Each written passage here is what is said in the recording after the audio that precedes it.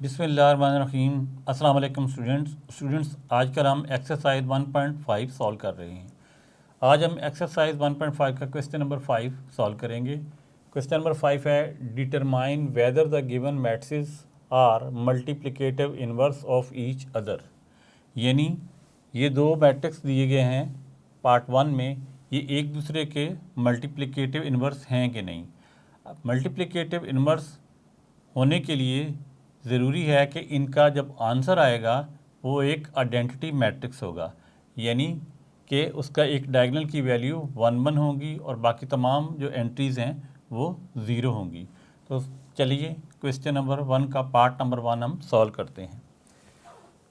Part number 1 में हम suppose कर लेते हैं कि ये मैट्रिक्स का नाम ए है और इसका बी है। हम कहते हैं let A is equal to, आगे मैट्रिक्स लिख देंगे 3 5 4 7 एंड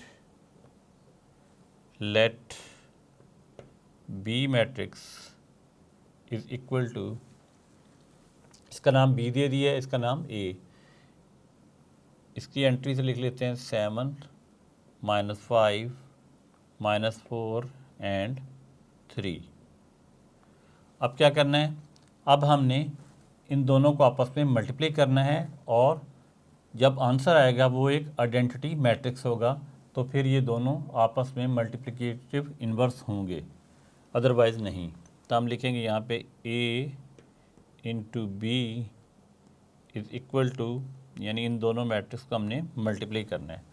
तो इनकी एंट्रीज लिखते हैं 3 5 4 7 और ये बी मैट्रिक्स लिखते हैं 7 -5 -4 एंड 3। अब इन दोनों को यहाँ पे हम मल्टीप्लाई करते हैं। A B is equal to, square bracket बनाएंगे। मल्टीप्लिकेशन करना मैंने आपको पिछले लेसन में बता दिया हुआ है, लेकिन यहाँ पे दोबारा बता देता हूँ। फर्स्ट रो को फर्स्ट कॉलम के साथ मल्टीप्लाई किया जाएगा, फिर गैप देंगे, फिर फर्स्ट कॉलम रो को सेकंड कॉलम के साथ मल्टीप्लाई किया जाएगा, और इसी तरीके से फिर सेकंड रो को फर्स्ट कॉलम के साथ, फिर दोबारा सेकंड रो को सेकंड कॉलम के साथ मल्टीप्लाई किया जाएगा। तो हम अब फर्स्ट रो को फर्स्ट कॉलम के साथ मल्टीप्लाई करते हैं। 3 × 7 3 × 7, बीच में प्लस का साइन आएगा। फिर 5 × -4 5 × -4। अब first row first column complete हो गया है। अब फर्स्ट रो को सेकंड कॉलम के साथ मल्टीप्लाई करेंगे। तो 3 × -5, गैप देने के बाद 3 × -5 3 × -5 5 × 3, प्लस का बीच में साइन आता है और लिखेंगे 5 × 3 और यहाँ ब्रैकेट क्लोज कर देंगे। फर्स्ट रो को हमने फर्स्ट कॉलम के साथ और सेकंड कॉलम के साथ मल्टीप्लाई कर दी है। अब हम सेकंड रो को इन दोनों कॉलम के साथ मल्टीप्लाई करेंगे। 4 × 7 4 4 × 7 7 × -4, बीच में प्लस का साइन, 7 × -4 7 × -4, बीच में गैप देंगे क्योंकि सेकंड रो और फर्स्ट कॉलम कंप्लीट हो गया। अब सेकंड रो को सेकंड कॉलम के साथ मल्टीप्लाई करना है। 4 × -5, गैप देने के बाद 4 × -5 एंड बीच में प्लस का साइन लिखते हैं।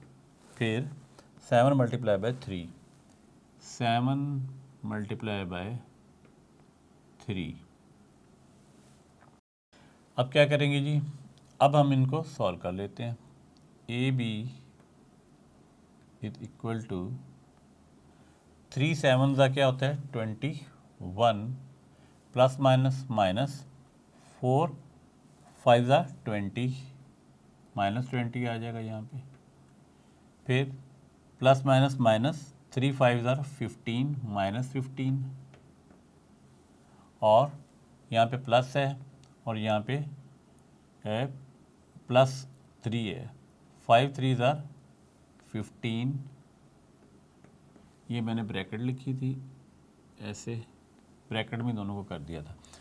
अब 4 7 ज़ार 28 प्लस माइनस माइनस 4 7 ज़ार 7 4 ज़ार 28, 4 5 ज़ार 20 प्लस माइनस माइनस -20 आ जाएगा यहाँ पे, पीछे प्लस का साइन, 7 3 ज़ार 21। तो मज़ीद सिंप्लीफाई करते हैं, 21 में से 20 को जब माइनस करते हैं तो आंसर आता है 1, -15 और +15 कैंसल आउट हो जाएंगे, यहाँ आ जाएगा 0, ये प्लस का है 28, ये माइनस का 28 है, कैंसल आउट हो जाएंगे और 0 आएगा। 21 प्लस में से जब -20 करेंगे तो आंसर आएगा 1।